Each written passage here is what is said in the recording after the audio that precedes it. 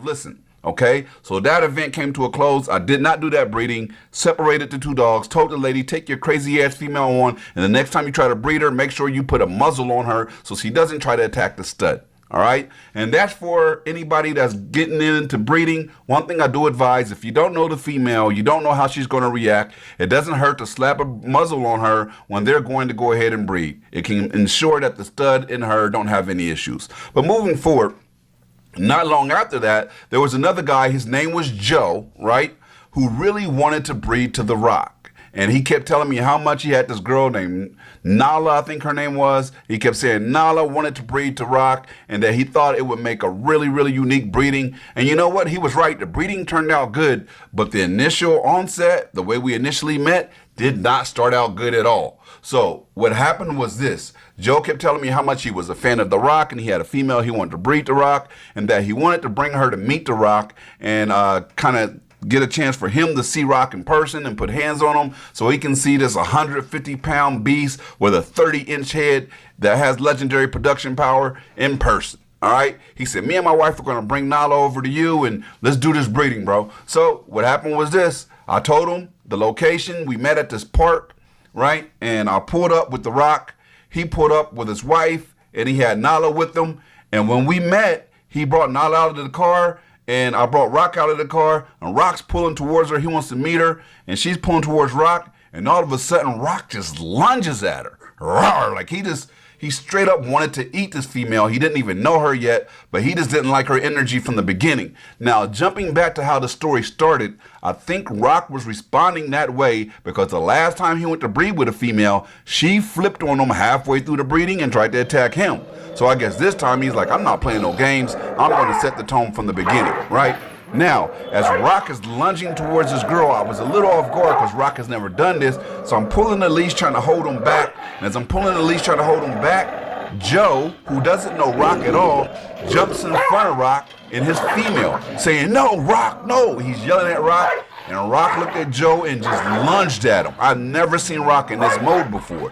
The way he's lunging at, and Joe is a big dude. Joe is maybe 6'3", 6'4", you know, 280, 300. I don't know. He's a big guy, right? So Rock don't care. He's lunging at this dude. He wants Joe. And Joe like stumbled back and fell on his ass because he realized that Rock was about to attack him. And Rock was not playing. He's like, Dre, what's going on, man? So I had to snatch Rock up and I managed to put him in the car. And Rock is going nuts in the car. Like he literally busted my back window. He cracked it, right? Just trying to force his way out of the car. I couldn't believe it. So Joe gets in his car and he drives away. And then he calls me like, man, are we still going to do the breeding? Because I'm like, I'm still down to do the breeding. But the way this is going to have to work is I will hold on to the female and I will breed that female to Rock on my own. I'll deliver the litter and I'll give you your female back. Now, that breeding eventually happened. And here's the weird thing.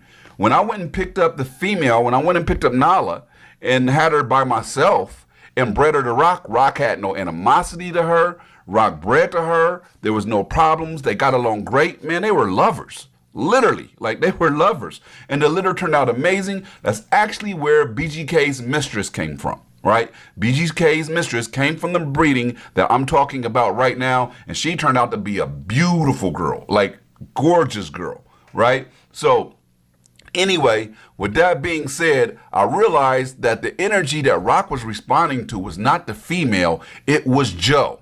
He did not like Joe. There was something about Joe. Joe was the one holding a leash in the beginning, right? And that's who Rock was responding to. And then when Rock lunged at Joe, I then took Rock all over the place doing service dog stuff. No problems. But with Joe, Rock didn't like him. Now, what did I find out later? Joe turned out to be a racist, saying all kind of racist stuff online. The truth actually came to light that Mr. Joe Rogers was a scamming scumbag and a thief who attempted to rob, or actually did rob, allegedly, my good friend Jeff Harrison of Titan Bullies.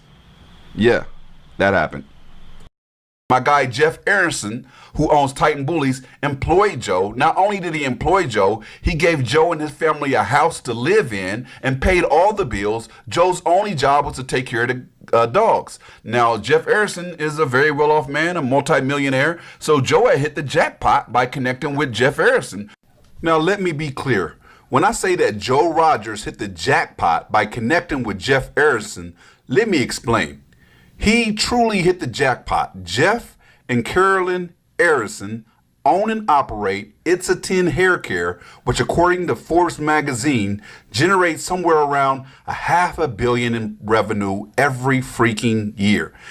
In addition to that, Jeff used to own Cash for Gold and most recently just launched Rewinded 10, which is beard dye that is some of the best that's on the market and has been endorsed by celebrities such as DJ Khaled, the male supermodel Tyson Beckford, and the famous rapper Fat Joe, who loves it so much he even took it on set to Bad Boys, the new Bad Boys film, and gifted it to Will Smith, as you can see in this clip. So for clarification, Jeff, being the successful entrepreneur he is, chose to get into XL American Bullies because he has a passion for dogs and decided to start Titan Bullies, right? Which is still going today. Check out Titan Bullies if you get a chance, right?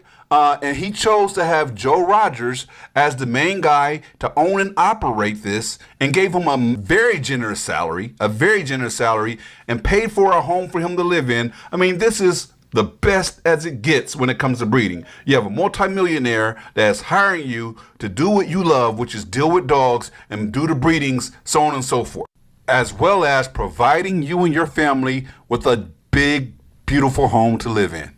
Now, who's going to fuck up an opportunity like that? I can tell you who. The shady-ass scamming scumbag, Joe Rogers. Allegedly. He connected